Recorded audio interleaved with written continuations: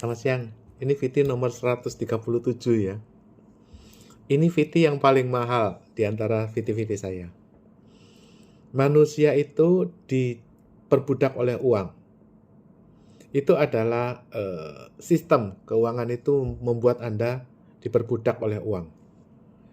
Zaman dulu, ya, Indonesia itu nggak ada uang. Ya, setiap rumah itu punya ayam, bebek, kambing, sapi. Kalau yang lebih kaya dia punya sapi 100. Itu Pak Haji. Jadi orang itu nggak pernah punya uang. Dia bawa dari kebun itu bawa pisang turun ke kampung, ke desa. Nah pulang-pulang beli beras gitu. Jadi masyarakat nggak butuh uang. Nah kemudian sekarang itu uang itu sistemnya itu begini. Ini emasnya seluruh dunia ya, emas ya. Emas ini dari 5 kerajaan ya. Kerajaan Rusia dan Jerman itu dirampas oleh Soviet. Oke. Sisanya 3 nih. Emasnya Jepang, Cina, sama Mataram. Itu dirampas oleh NATO. Jadi, ingat ya, emasnya ketiga kekaisaran ini, Jepang, Cina, sama Mataram dirampas oleh NATO.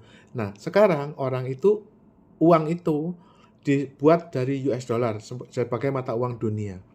Nah, Anda kalau mau pinjam uang atau minta uang, Anda dikasih kertas, ini kertas. Ini kertas ini dolar gitu loh. Nah, dolar ini Anda boleh pinjam sekembungnya.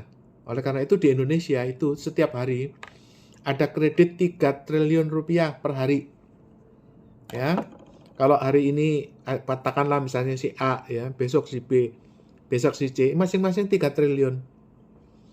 Oleh karena uang itu dalam bentuk utang, oleh karena itu orang itu udah nggak punya uang, artinya dia punya utang. Seperti Salim, dia utangnya 2.000 triliun. Itu utang, kredit. Karena semua uang itu 90% itu adalah utang kredit, maka uang itu nggak bisa dibagikan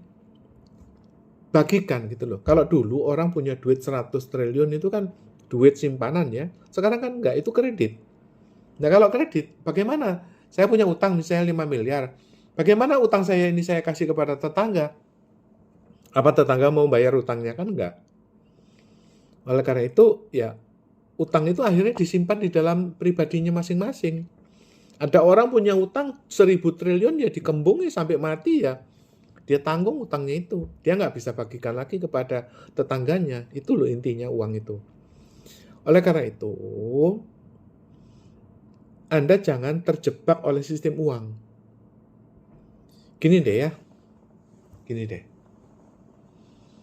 Anda lihat ini apa? Sendok ya. Anda lihat ini gunting ya. Gunting ya. Nah, oke. Ini jangan lupa ini. Sendok, gunting ya.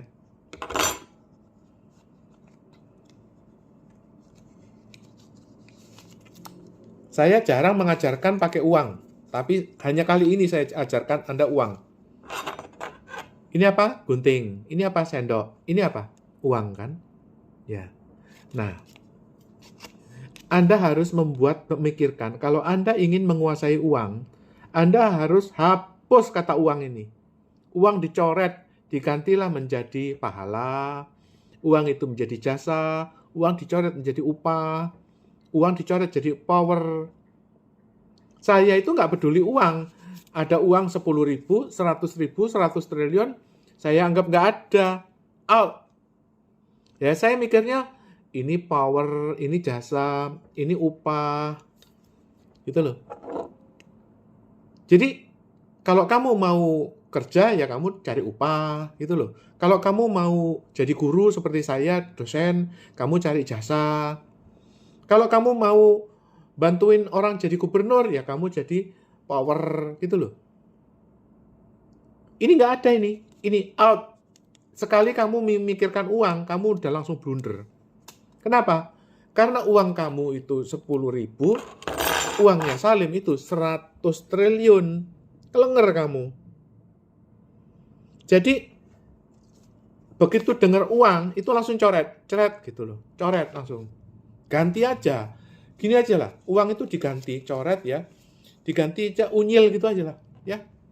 Jadi Anda mau cari apa? Cari unyil gitu aja. Kerja mau cari apa? Cari unyil gitu aja. Karena kalau Anda mengerti uang, Anda akan terjerat oleh uang.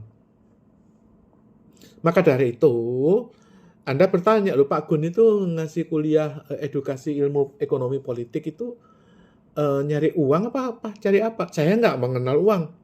Itu loh uangnya judi 300 triliun itu uangnya judi itu saya blokir. Saya bekukan. Kalau seandainya saya tertarik uang kan lebih baik aku juga kenal bandarnya kok. Om, sini om. Ya bagi saya 10% kan gitu loh. Nah bagaimana caranya saya memberantas judi kalau saya minta bagian? Oleh karena itu saya nggak pernah memikirkan uang. Gitu loh. Oleh karena itu maka saya nggak pernah dikontrol uang. Gini loh prinsipnya ya.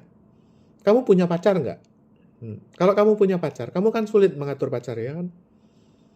Ya, pacarmu ke kiri, dia marah. Kamu ke kanan, dia marah. Ya kan? Kamu kerja, dia marah. Katanya nggak perhatian. Kamu nggak kerja, katanya kamu nggak punya uang.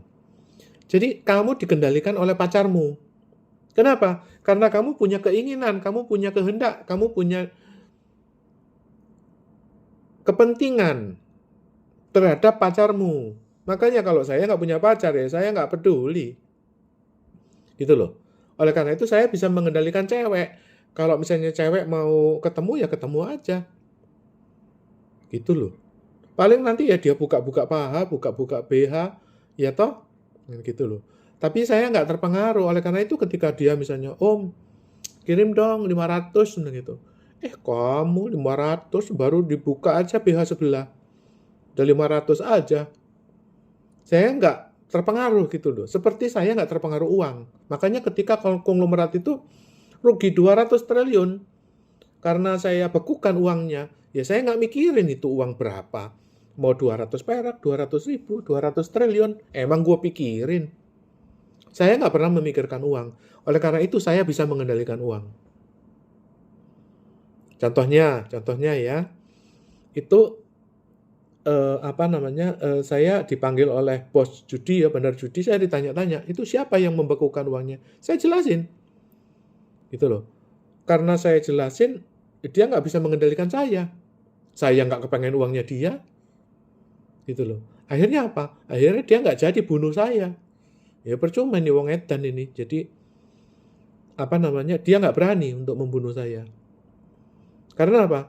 Saya jelasin bahwa kamu judi itu terkena perang. Perang apa? Perang nikel. Loh kok bisa nikel?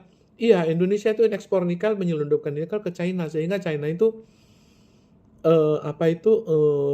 menjadi monopoli mobil listrik gara-gara nikelnya Indonesia. Loh, apa salahnya Indonesia? Itu kan nikelnya Indonesia, mau dijual kemana?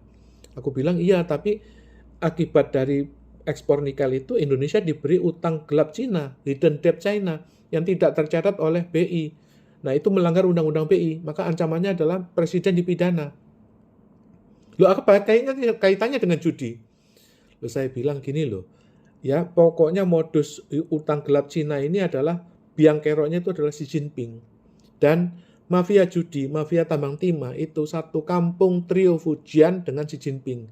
Oleh karena itu yang dibunuh adalah Fujian 1, kalau nggak kapok Fujian 2. Ya kita mulai dari judi online, mafia timah.